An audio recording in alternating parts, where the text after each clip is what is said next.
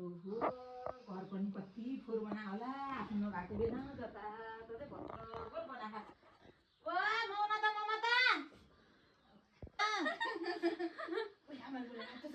तो जा भने मलाई चाहिँ आएको छ मजा तो चाहिँ काम गर्नु काम गर्ने गरी बोलाएको आउँदै आएन अब चाहिँ खाजा खाने गरी बोलाउँछु तिमीहरूलाई भनेको नमान्ने क्या ए ममता ओइ खाजा खाना आऊ